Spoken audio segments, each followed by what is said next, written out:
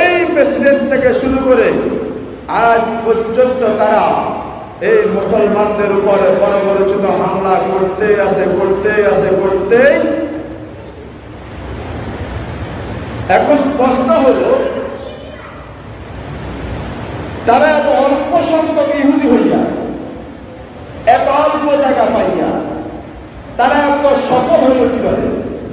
দুইটা কথা বলে মূল আলোচনায় চলে আসতেছি।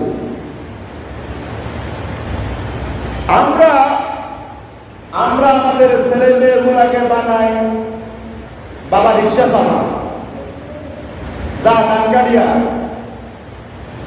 হলে করিয়ে আর কিছু করা দরকার হলে বুঝি যা,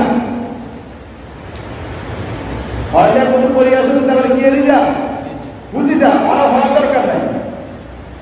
অথচ ইহুদির বাচ্চারা তাদের সন্তান গুলাকে পড়ালেখার পাশাপাশি গবেষণায় লাগা দিল। তারা গবেষণা শুরু করে দিল, তাওরাত গবেষণা করলো, জাবুর গবেষণা করলো, ইনজিল গবেষণা করলো। তারা গবেষণা করতে করতে এখন কোরআন গবেষণা করে।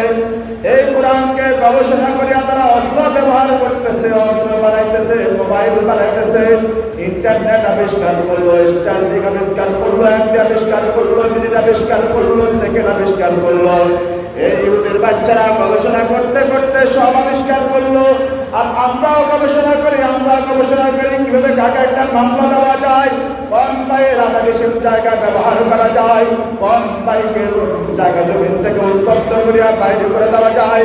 আমি বিএনপি করে আওয়ামী লীগকে নিধন করতে হবে, আমরা গবেষণা করে আমি আওয়ামী লীগ করে বিএনপিকে নিধন করতে হবে, আমরা গবেষণা করে আওয়ামী লীগ বিএনপি করে জামাত নিধন করতে হবে, আমরা গবেষণা করে আমি আওয়ামী লীগ বিএনপি করে ইসলাম